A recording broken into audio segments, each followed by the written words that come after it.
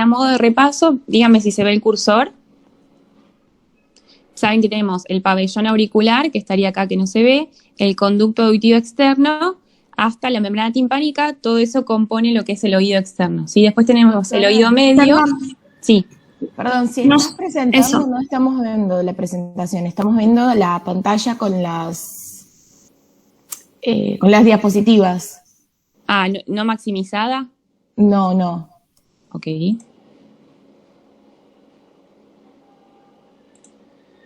Que si querés presentar y que veamos, tenés que presentar, o sea, compartir toda la pantalla. Si compartís solo una ventana, vemos solamente esa ventana.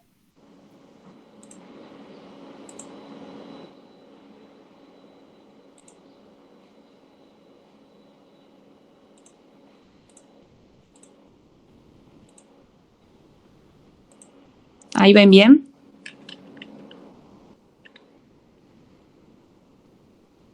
Ahí se ve sin maximizar de nuevo.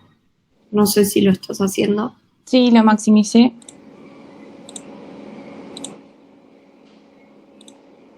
Ahí lo maximicé, por ejemplo. ¿No se ve grande?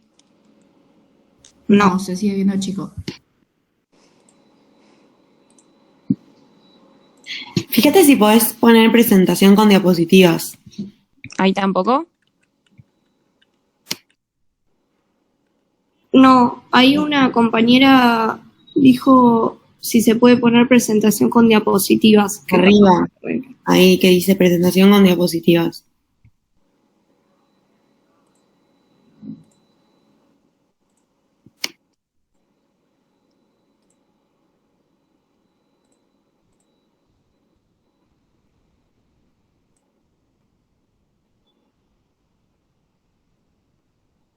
Espérame, ahí lo pongo.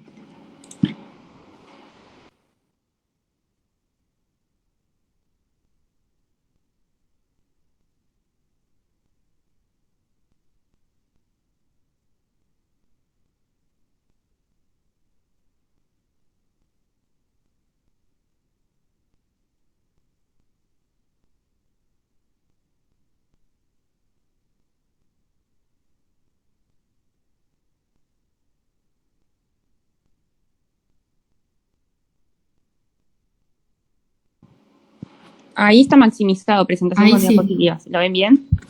Y si las paso, ¿se pasan? Sí, ahí sí. Vale. Bueno, entonces les decía, hoy vamos a hablar de hipoacusia conductiva, ¿sí? A modo de repaso sabemos que tenemos el oído externo, que tiene compuesto por el pabellón auricular y el conducto auditivo externo. Tenemos la membrana timpánica, que delimita la división entre el oído externo y el oído medio, ¿sí? Y el oído medio va a estar compuesto por la caja timpánica con la cadena osicular, que es el martillo, el yunque y el estribo, ¿sí? Y después tenemos todo lo que es el oído interno con los conductos semicirculares, la cóclea y el nervio auditivo. Hoy vamos a hablar entonces de todas las patologías que comprometen el oído externo y el oído medio y que eso genera hipoacusias conductivas, ¿sí? Entonces, son todas estas patologías que alteran a nivel del oído externo o medio y que impiden que el sonido sea conducido correctamente. Esta es una otoscopía, ¿sí?, de un oído derecho. Sabemos que tenemos una pars flácida, ¿sí?, y una pars tensa, que es todo el resto. ¿El cursor se ve? Se ve. Bien. Entonces, la pars flácida, que tiene 2 capas, y la pars tensa, que tiene 3, ¿sí? Y después acá tenemos la impresión que genera el mango del martillo, ¿sí? Este es el ombligo del martillo y acá se ve el cono luminoso, que es normal, ¿sí? Este cono luminoso nos marca que en la caja timpánica hay aire, que eso es lo normal. Si hay ocupación o hay moco, ese cono luminoso no se ve, ¿sí? A mí, si me muestran esta imagen, yo ya sé qué oído es, ¿sí? Van a ver que este ángulo que marca el martillo, ¿sí?, nos muestra para qué lado es. Ven que el ángulo es como para la derecha, este es un oído derecho. Entonces, si a mí me lo muestran, yo ya sé que es un oído derecho sin tener el paciente ahí, ¿sí? Y a partir del mango del martillo yo puedo delimitar estas 2 rectas, ¿sí?, que me marcan 4 cuadrantes, como para, si yo tengo algún hallazgo a nivel de la membrana timpánica, poder delimitarlo bien. Entonces tengo el posterior superior, posterior inferior, anterior superior y anterior inferior, ¿sí? Esto sería una otoscopía perfecta, normal. Acá tenemos una audiometría, ¿sí? La audiometría nos dice cómo escucha los tonos y la logoaudiometría cómo escucha las palabras, ¿sí? En este caso tenemos los diferentes grados de hipoacusia, ¿sí? Lo normal es que el paciente entre 0 a 20 decibeles escuche el sonido, ¿sí? Entonces esto sería un rango normal, que es audición normal. De este lado, del lado izquierdo, tenemos los tonos más graves y del lado derecho tenemos los agudos. Y acá, a medida que bajamos, es la cantidad de decibeles que necesita el paciente, ¿sí? Entonces, a medida que voy bajando es porque necesita más decibeles para escuchar la misma cantidad de sonidos. Bueno, entonces tenemos, si necesita de 20 a 40 decibeles, es una hipoacusia leve. Si necesita de 40 a 70, es moderada. De 70 a 90 es severa. Y más de 90 es profunda, ¿sí? Ahora vamos a ir viendo bien las audiometrías a ver cómo las graficamos. Acá vemos otro ejemplo que es cómo se grafica realmente, ¿sí? Tenemos, este es un monigote como para que se acuerden cómo es la audiometría. Igual tuvieron audición, pero bueno, para repasar un poquito de vuelta. Tenemos la vía aérea, ¿sí? Que está representada por las cruces y los círculos. El círculo es la vía aérea del oído derecho, ¿sí? El oído derecho siempre es el rojo y el oído izquierdo es el azul, ¿sí?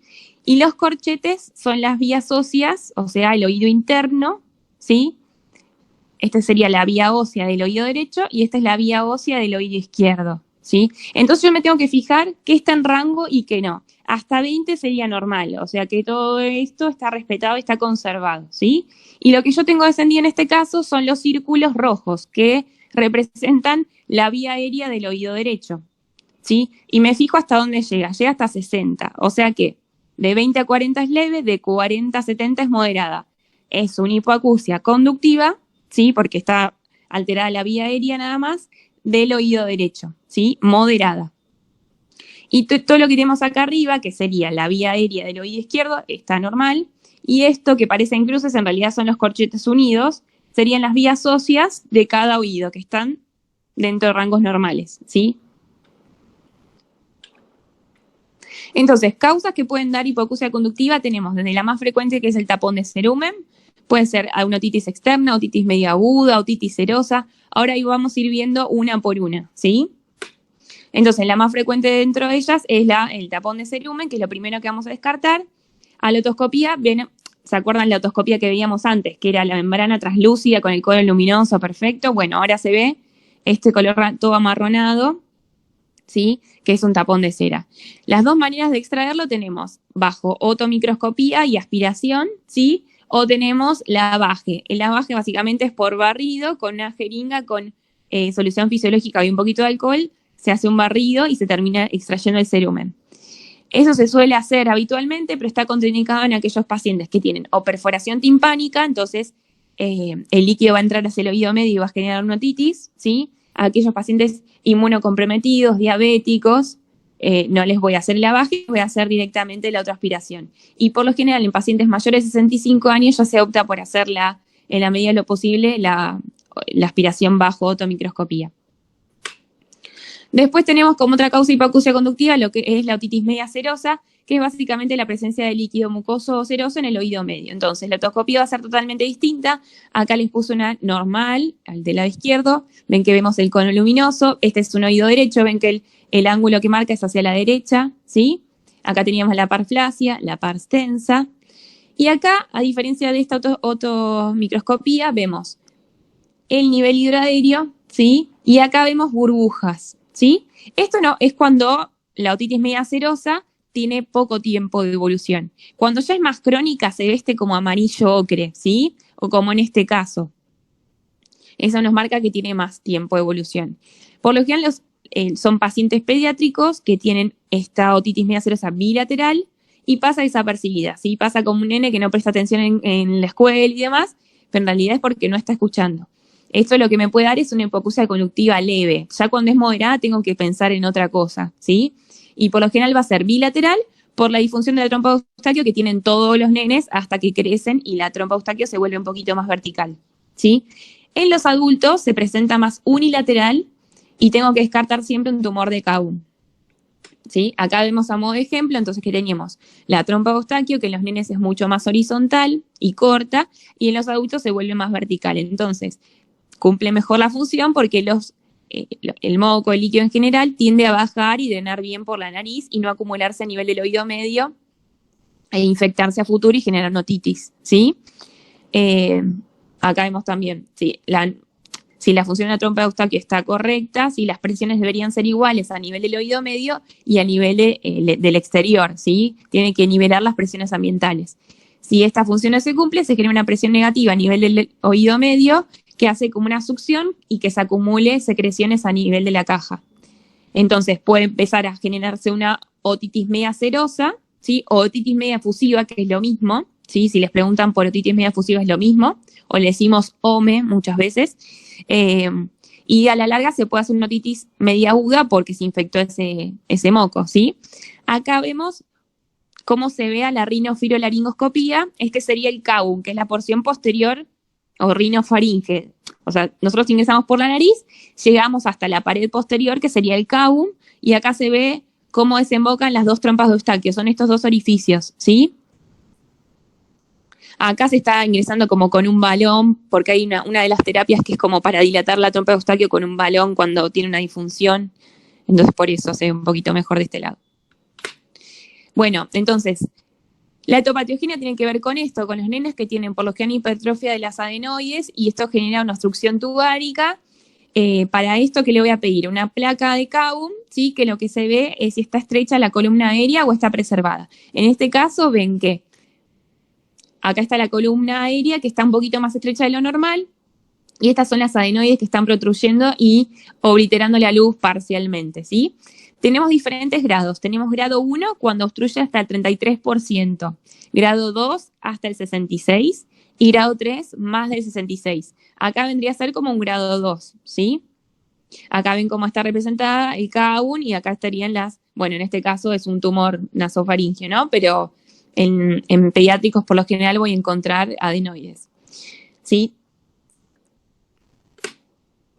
Signos y síntomas, el paciente por lo general va a referir hipoacusia, o puede que no, y que pase desapercibido, o sensación de oído tapado intermitente, puede ser por disfunción tubárica, pueden tener otitis medias a repetición, como decíamos antes, o acúfenos, que es propio del moco que está teniendo, ¿sí? La otalgia, la verdad que es rarísimo, si ya cursa con otalgia, por lo general es porque ya tiene una otitis media aguda.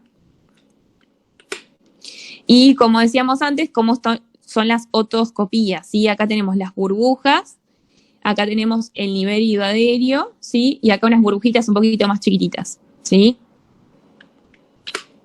Diagnóstico. Entonces, ¿qué le voy a pedir al paciente? Una plaquita de cavum, esta está perfecta, esta está súper bien, súper permeable, esta es normal.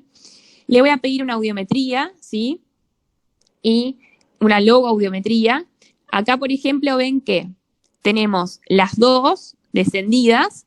¿Se acuerdan que la vía aérea está representada por las cruces y los círculos? Entonces, acá está el 20, ¿sí? Trazo una línea, me fijo que está por debajo y acá veo que las dos vías aéreas están descendidas. O sea, tiene una hipoacusia conductiva bilateral que llega hasta más o menos 40, entonces es leve, ¿sí? Entonces una OME de libro de un pediátrico. También lo que le puedo pedir es una tímpanoimpedanciometría que nos dice cómo está el oído medio, ¿sí?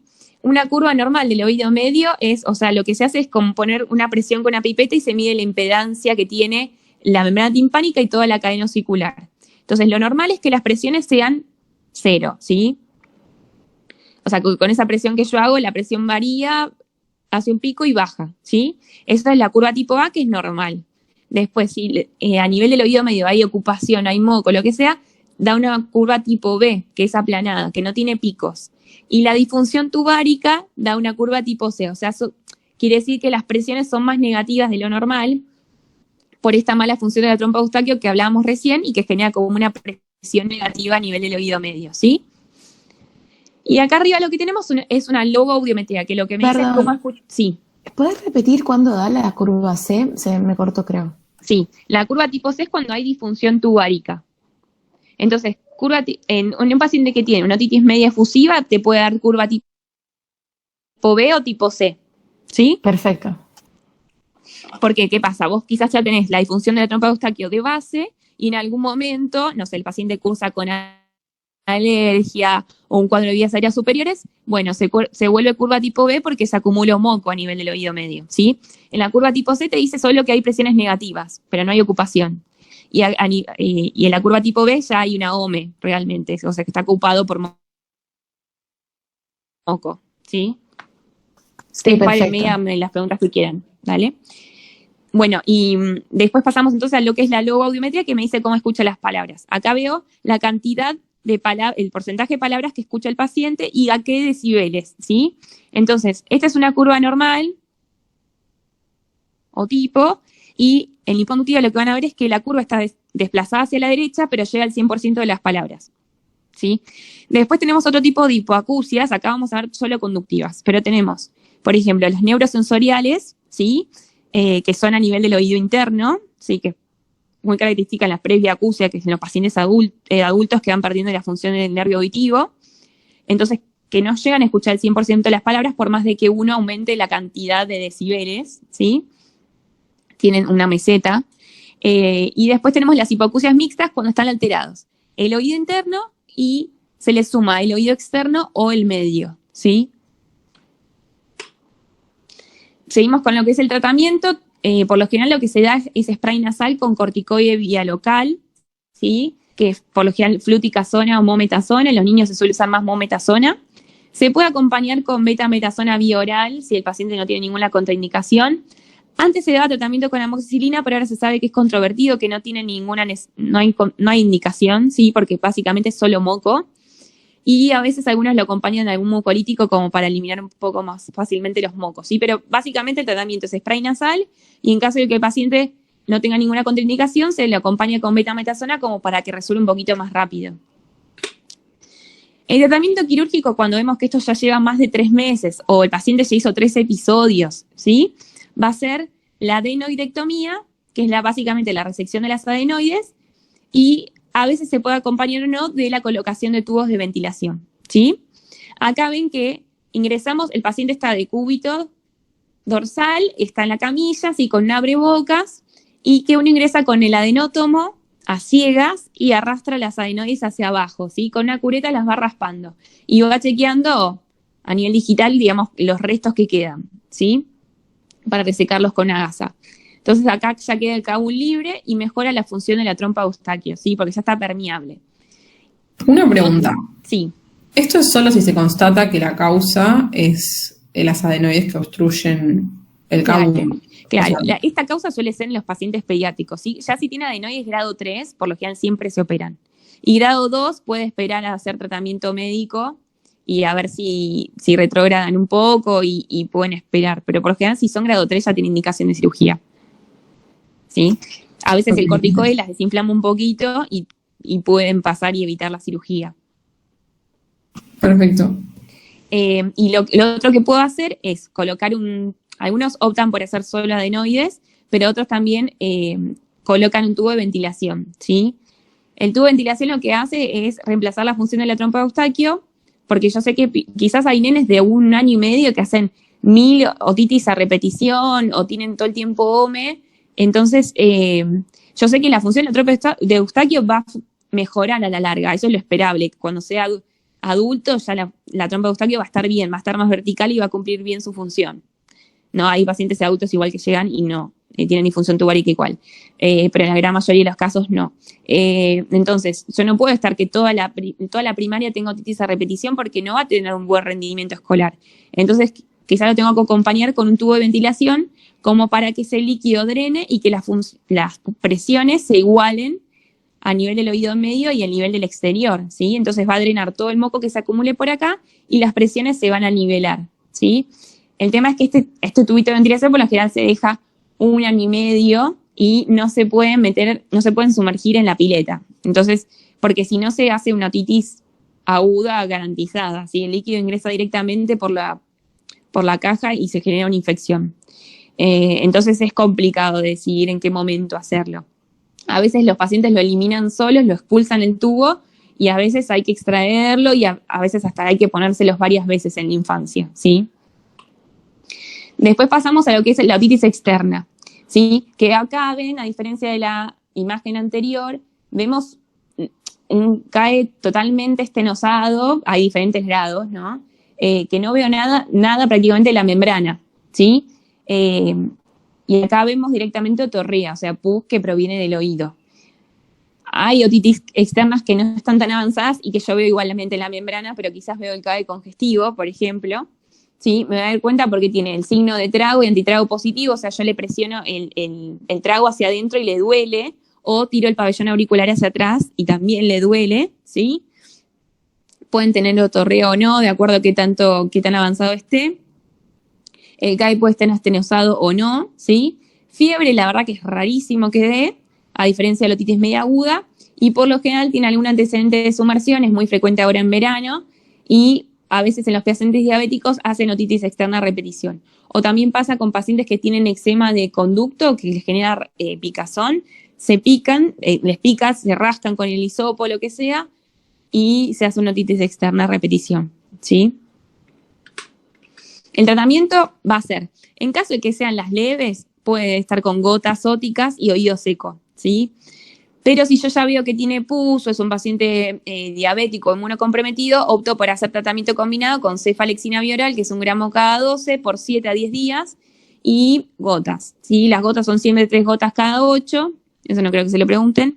Y después, en los casos como el anterior, que el CAE está súper estenosado, si yo le doy gotas no va a entrar al oído y no va a cumplir su función. Entonces, lo que le puedo poner es una mechita, sería una gasa estirada con antibiótico corticoide local, 2 días, como para que dilate el conducto y a partir de ahí empezar a usar las gotas, ¿sí?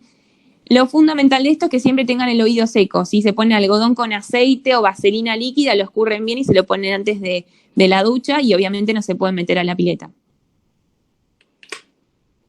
Después pasamos a la autoesclerosis, esto es un tema muy tomado y es sencillo, así que me preguntan lo que sea. Básicamente es una osteodistrofia de la cápsula laberítica, es de etiología desconocida y transmisión hereditaria. ¿Sí? El foco de la autoesclerosis es un foco que está por lo general a nivel de la ventana oval, en el 85% de los casos, como está acá representado, y genera como una inmovilización de la cadena progresiva, ¿sí? Pero el foco después vamos a ver que puede estar en diferentes localizaciones. Hay diferentes teorías, te dice que es por un trastorno genético de la enzima que metaboliza el colágeno, después se dice que es por una respuesta autoinmune contra el colágeno tipo 2 o por infecciones virales persistentes. Pero sí se sabe que hay una etiología multifactorial, suele haber factores hormonales que ayuden, sí, las pacientes suelen ser de sexo femenino y suelen tener una recaída durante los embarazos o las variaciones hormonales, ¿sí? Hay un factor genético también que ayuda, que es autosómico dominante, con penetrancia incompleta del 40%, y el 50% tiene antecedentes familiares. También hay pacientes que tienen anormalidades hereditarias del colágeno asociadas, ¿sí? Lo más frecuente va a ser que sea bilateral, en el 70% de los casos, y que sea conductivo, o sea que el foco esté en la ventana oval, como veíamos en el dibujito de recién, ¿sí? Pero el foco puede estar en cualquier localización, puede estar en el oído interno y generar una hipoacusia neurosensorial o de transmisión, neurosensorial, de transmisión es conductiva, puede estar a nivel del oído medio y a nivel del oído interno, entonces me da una mixta, ¿sí? Puede tener cualquier representación. Y la edad habitual es de entre 20 y 50 años y es más frecuente en la raza blanca. Los síntomas que va a tener, sobre todo, va a ser hipoacusia, ¿sí? La otoscopía suele ser perfecta, como en este caso. Ven que este es un oído izquierdo, porque el mango y martillo me marca hacia el otro lado, ¿sí? Hacia el lado izquierdo, a diferencia de las otras imágenes que habíamos visto antes, que eran todos derechos. Acá vemos, por ejemplo, este signo, que es el signo de Schwartz, que es muy raro encontrarse en el 10% de los casos, pero bueno, como para que lo sepan. Es esta mancha rojo vinosa que está acá, que, bien, se encuentra en el 10% de los casos, es un dato de color, no se mezclen con eso. Y esto es tímpanoesclerosis, que es por el uso crónico de hisopos, ¿sí? Se va como haciendo una esclerosis a nivel de la membrana timpánica y se ve de ese color. Después el paciente también puede tener acúfenos y vértigo muy raramente. Por lo general consultan solo por hipoacusia, ¿sí? Entonces, las formas clínicas, de acuerdo a donde esté el foco de la otoesclerosis, pueden ser Bessel-Politzer, cuando es conductiva, que es la más frecuente. Puede ser Lermoyes, que es mixta, ¿sí? O sea que el foco está en el oído medio y en el oído interno, o puede ser mana C, que es la forma perceptiva, o neurosensorial, que es lo mismo. Acá vemos un ejemplo que está, acá tenemos las audiometrías arriba y la logoaudiometría debajo. Y vemos que los corchetes que representan la vía ósea del oído derecho y izquierdo están dentro de rangos normales y que la vía aérea de los dos oídos está descendida, ¿sí? Está más o menos en 30, entonces es una hipoacusia conductiva bilateral leve, ¿sí? Por lo general, la otoesclerosis da moderada en adelante, ¿sí? Acá es cuando la agarra uno de manera muy temprana, ¿sí? Y después abajo vemos una curva tipo de cómo sería la logoaudiometría y cómo le da a este paciente, la línea punteada, ¿sí? O sea que la curva está desplazada hacia la derecha porque necesita más cantidad de decibeles para escuchar la misma cantidad de palabras. El 100% llega a escuchar. Acá vemos otro dato de color, no es importante, es una muesca de Cajard que se ve en algunos pacientes, es como una, como desciende la vía ósea, ¿sí? Ahora lo vamos a ver en esta que está mejor representada, la vía ósea en algunos pacientes, ¿sí? Nada, dato para el 10, no se vuelvan locos. Después tenemos la forma perceptiva, ¿sí? Que acá van a ver en el oído derecho cómo baja la vía ósea y la vía aérea en conjunto, ¿sí? ¿Por qué? Porque si el oído interno no está funcionando bien, por más de que yo estimule, bajan las dos vías juntas, ¿sí? A diferencia de la vía conductiva que baja solo la vía aérea, ¿sí? En este caso tenemos una neurosensorial del derecho y me fijo cómo está la logoaudiometría a ver si corresponde o no. Y está bien, ¿sí? Porque ¿qué pasa? La neurosensorial o perceptiva lo que tiene de característica es que no llega al 100% de las palabras. Ven que acá no llega al 100% y hace una meseta. Y va a estar desplazada hacia la derecha, lógicamente, porque necesita más cantidad de decibeles. Y en el oído izquierdo tengo una conductiva, pero que ya llega a 60 decibeles, o sea que es una moderada. Y corresponde con la logoaudiometría que está desplazada hacia la derecha y que llega al 100%. La línea continua que está en la logoaudiometría sería lo normal, ¿no? Claro, la curva ejemplo, para que la compares, sí, perfecto. Acá vemos lo que es la impedanciometría que veíamos antes, ¿se acuerdan con la otitis media serosa o la OME? Bueno, acá tenemos como ejemplos, tenemos la curva normal, acá está bien que tiene un pico centrado, que está a nivel, la presión está en cero, están igualadas, ¿sí? Después tenemos la obstrucción tubárica o disfunción tubárica, que por lo general tienen curvas tipo C, ¿sí? Como en este caso. Acá en realidad está mal esto de disfunción tubárica, porque esto debería ser otitis media efusiva, ya cuando hay una curva tipo E es porque hay ocupación, ¿sí? La disfunción por lo general es la curva tipo C, que las presiones están negativas nada más.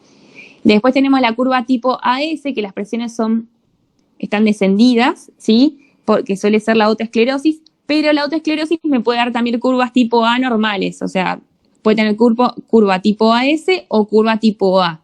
Entonces eso no me hace la diferencia en el diagnóstico, ¿sí? Por lo general voy a ver que la otoscopía está perfecta, es un oído perfecto. La audiometría me da que tiene una hipoacusia por lo general es moderada, por lo menos. Le voy a pedir una tomografía para buscar si tiene un foco de otoesclerosis. Para eso tengo que pedir, acá se dice, acá aparece, con densitometría ósea y con especial atención en la platina del estribo para que encuentren el foco porque quizás es súper chico, y una tomografía de alta resolución, en la medida de lo posible, para ver si el foco está en el lugar más frecuente, que es la ventana oval. Entonces, si veo que es una otoscopía perfecta, que no tiene, la membrana está translúcida, que no tiene ocupación en el oído medio, le pido una audiometría que me da hipoacusia conductiva moderada por lo general. Entonces, si puedo, mejor le pido la impedanciometría. A veces acá en público es medio complicado. Pero le pido la impedanciometría y me da curva tipo A. O me da curva AS, bueno, ya sospecho que es otoesclerosis. ¿Qué es lo segundo que le voy a pedir? Es una tomografía para ver si tiene ocupación en el nivel del oído medio, porque ahí también me va a aparecer si tiene, puede aparecer, por ejemplo, un colesteatoma, que es un tumor benigno que erosiona la cadena osicular y va generando hipoacusia conductiva que puede ser moderada tranquilamente o más profunda también. Entonces ese es el diagnóstico diferencial. Con la tomografía me ayuda un montón, ¿sí? Después esta prueba de Shelet que se puede hacer en consultorio, que lo que se hace básicamente es este diapasón, que se lo golpea para que genere un sonido, y se lo apoyas, acá en realidad se le está apoyando sobre la mastoides. En la mastoides yo evalúo vía ósea, entonces acá está mal graficado en realidad. Yo lo voy a poner acá adelante del pabellón auricular para que evalúe la vía aérea. Y después le voy a hacer una presión con la pipeta a nivel del trago, ¿sí?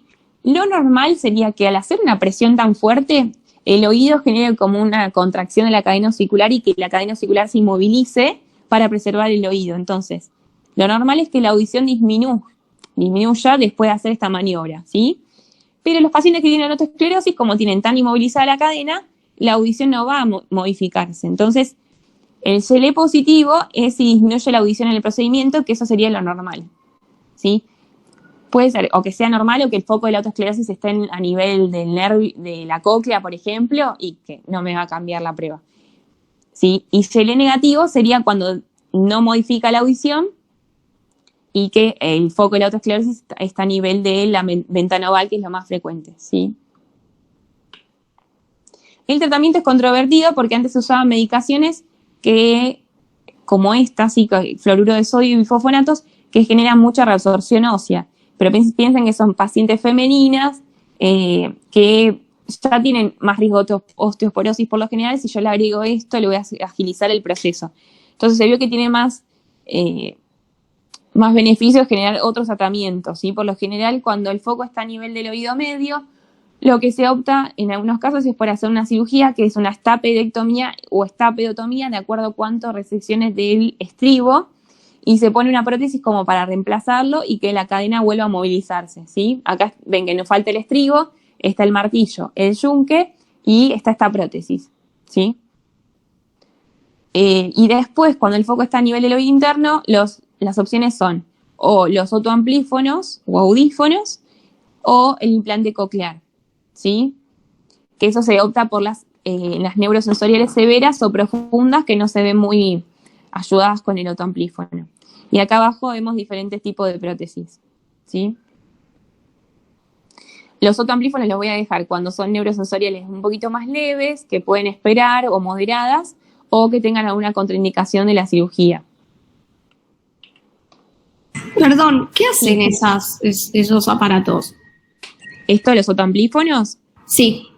Eso lo que hace básicamente es que el paciente, esto se suele usar en presbiacusia también, en los pacientes adultos que van teniendo pérdida auditiva por una degeneración del nervio auditivo, lo que hacen es, generar que el paciente necesite menos decibeles para escuchar la misma cantidad de palabras, ¿sí?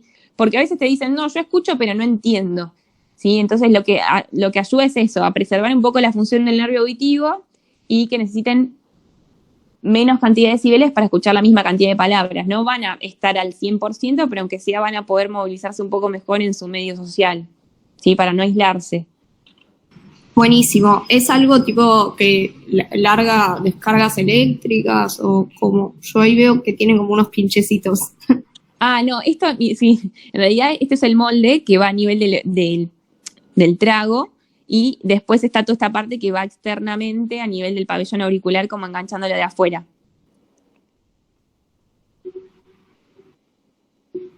Ok. Y esto en realidad, estos pinchecitos que se ven acá en realidad no los suelen tener, esa es la verdad. Ah, bueno. Los actuales no suelen tener los pinchecitos, esos raros. No, pero es básicamente eso, estimular a nivel de la cóclea para que escuche mejor y que necesites menos intensidad de decibeles para escuchar la misma cantidad de palabras. ¿Sí? Muchas gracias. No hay nada. Después vemos otra causa de hipoacusia conductiva, que es la perforación timpánica, ¿sí? Acá vemos diferentes casos de perforaciones. En este caso, por ejemplo, ven que tiene los bordes bien como desgarrados, esto es bien traumática y es pequeña. Entonces esto suele resolver, si uno lo deja con el oído seco, suelen resolver solas, porque son chiquititas, ¿sí? Pero estas son mucho más amplias. Estos suelen ser porotitis medias crónicas, porotitis a repetición, ¿sí? En este caso, esto es una mediana y esto ya es una completamente, es completa básicamente. Se ve toda la cadena osicular perfecta, ¿sí? Entonces tenemos diferentes tipos, las transitorias o permanentes, de acuerdo si llevan menos de 3 meses o más de 3 meses de evolución.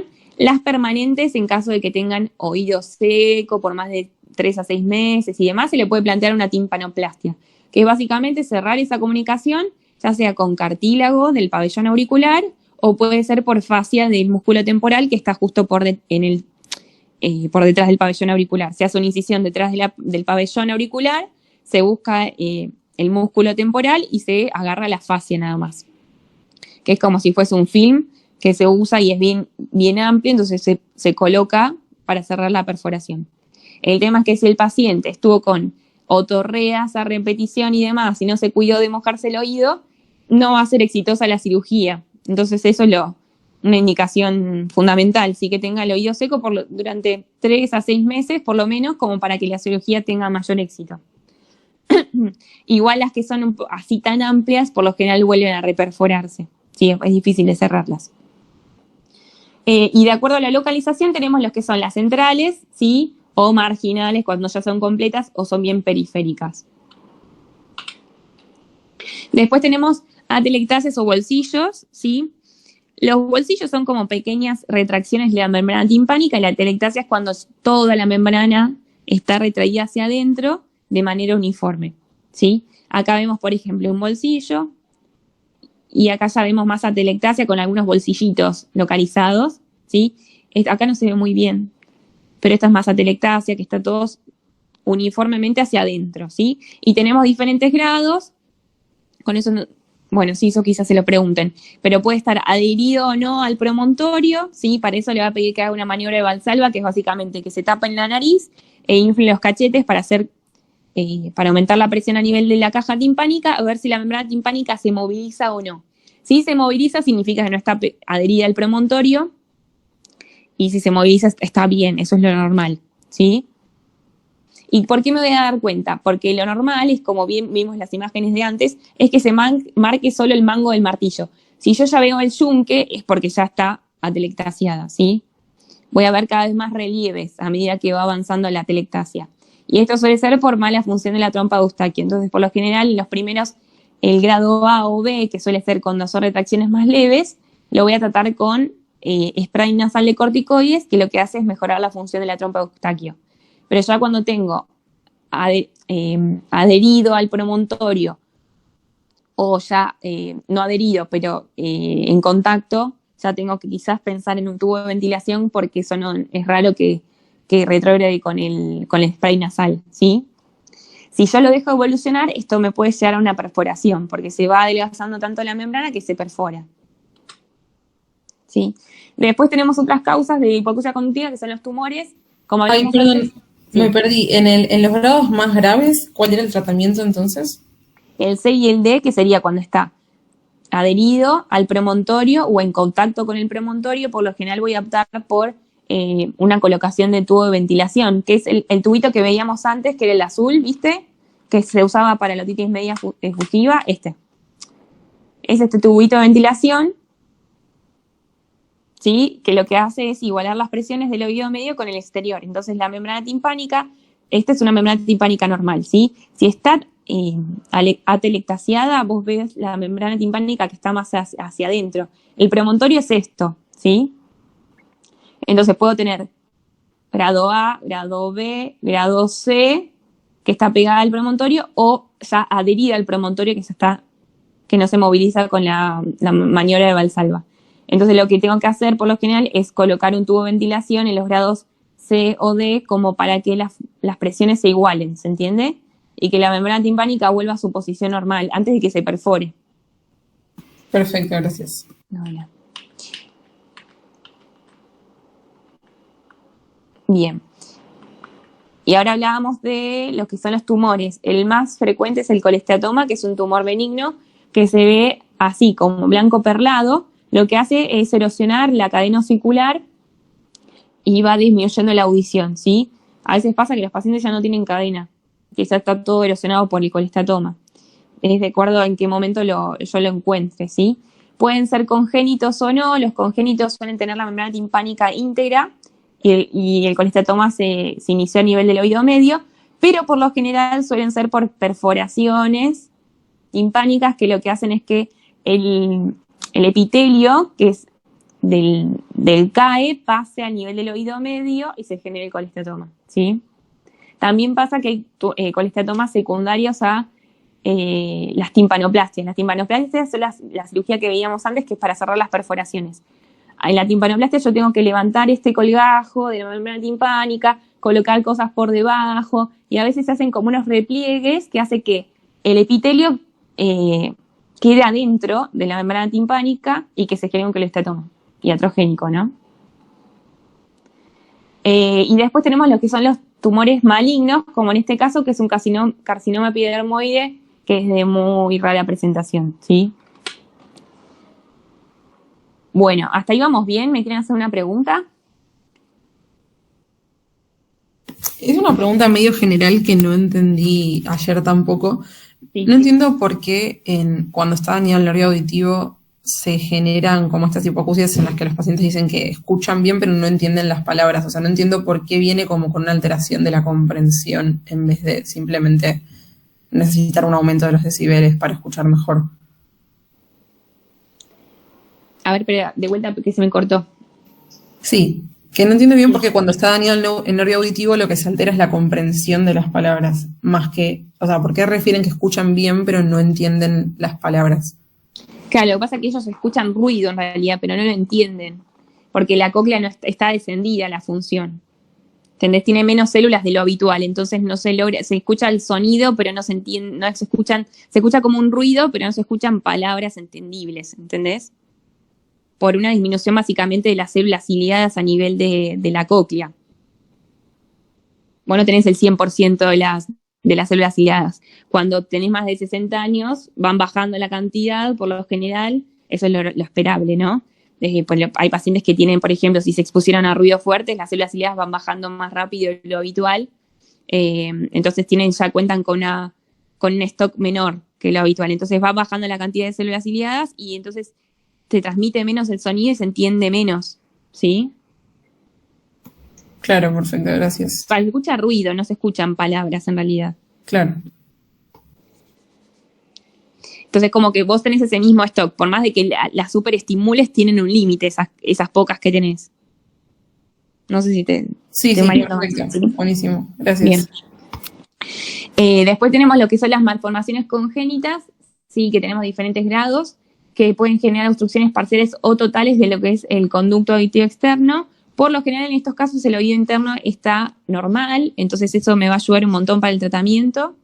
Y por lo general es bilateral en el 30% de los casos, aislado en el 70% y sindrómico en el 30%. Ves que acá tenemos un pabellón auricular prácticamente normal, pero acá ya tenemos una malformación completa, ¿sí? Entonces ahora vamos a ir viendo qué podemos hacer en estos casos. Los tratamientos pueden ser, siempre tienen que estar acompañados de fonoaudiología para estimular a estos pacientes, ¿sí? Con estimulación auditiva. Y ahora vamos a ver lo que son las vinchas de conducción y los dispositivos auditivos de conducción ósea. Acá vemos lo que es la vincha, ¿sí? Que esto, imagínense, un paciente suelen ser, si uno hace las cosas bien y hace las pesquisas y se da cuenta de que el paciente no está escuchando y demás, y que tiene la malformación congénita, o sea que yo no escucha básicamente porque el conducto está obliterado, entonces el sonido no entra bien por el pabellón auricular. Entonces lo que tengo que hacer es estimular el oído interno directamente, salteándome toda la vía aérea, ¿sí? Entonces lo que hace esta vincha es, justo acá en la mastoides, donde está localizado el oído interno, es estimularlo para que escuche mejor. Esta vincha se usa por lo general hasta que los pacientes tienen indicación de cirugía, porque algunos tienen alguna contraindicación o están a la espera de la cirugía, mientras tanto le doy la vincha de conducción ósea. Y después tenemos el Baja y el Bombrich. No se mareen mucho con esto, sepan cuáles existen, ¿sí? Ahora vamos a ver, acá en este cuadrito le explico un poquito mejor, que están los activos y los pasivos. Si de elección es el Bombrich porque es activo, eso significa que la estimulación, ven que acá tenemos el motorcito que estimula a nivel del oído interno, ¿sí? Y acá lo vemos que está externo, o sea que se pierde un poquito de energía cuando pasa por la piel hasta que llega al hueso. Entonces por eso el Bombrich es activo y este es pasivo. Pero ¿qué pasa? Para colocar un Bombrich yo necesito cierto espesor a nivel del hueso. Entonces algunos pacientes no pueden acceder a esto, entonces tengo que acceder al pasivo, ¿sí? Que no va a ser tan redituable, pues no se va a perder un poco de energía en toda esta transmisión que tienen que hacer a nivel de la piel y hasta llegar al hueso, ¿sí? Acá ves con un dibujito, ven que tenemos pabellón auricular, que en este caso estaría, por ejemplo, obliterado, y el conducto también. Entonces yo tengo que, por este motor, estimular el oído interno y saltear toda la vía aérea que está acá. Entonces se estimula directamente la cóclea por esta vía. Acá se ve un poco mejor. Él baja, ven que está estimulando desde afuera y genera una estimulación hasta el nivel de la cóclea. Bueno, eso es todo, muchachos. No sé si tienen alguna pregunta, duda. Ahí está mi mail por si me quieren mandar alguna consulta que tengan. Yo voy a hacer una pregunta que es muy tonta, pero ¿cómo cuidas esos dispositivos? O sea, me imagino que, por ejemplo, no sé, no hay problema de meterte a una pileta o de bañarte. Los más actuales no hay problema de inmersión, pero lo que suele pasar, la cirugía es muy pequeña, ¿viste? Porque por lo general viene como un molde que se hace básicamente un agujero acá a nivel de la mastoides, a nivel del hueso, se coloca el tornillo y se espera un mes a que esa cicatriz esté súper perfecta, que no esté infectada ni demás, y ahí se empieza a estimular con una fonoaudióloga que hace el seguimiento y demás. Pero más que nada en el posoperatorio inmediato, que no tiene más riesgos de infecciones y demás. Pero después para inmersión no hay problema porque ya viene toda la aparatología como para que se puedan sumergir. Antes no se podía, ahora sí. Gracias. No, de nada.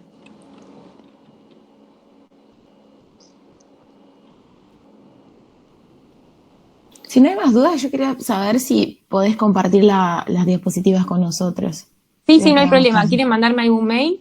Yo anoté el mail que pusiste ahí y me encargo de mandar el mail y si me compartís a mí, me comparto a mis compañeros. Dale, bárbaro, genial. Perfecto. Muchas gracias. No, de nada, chicos. Bueno, mañana acuérdense que es a las 8 de la mañana, ¿sí? Dale.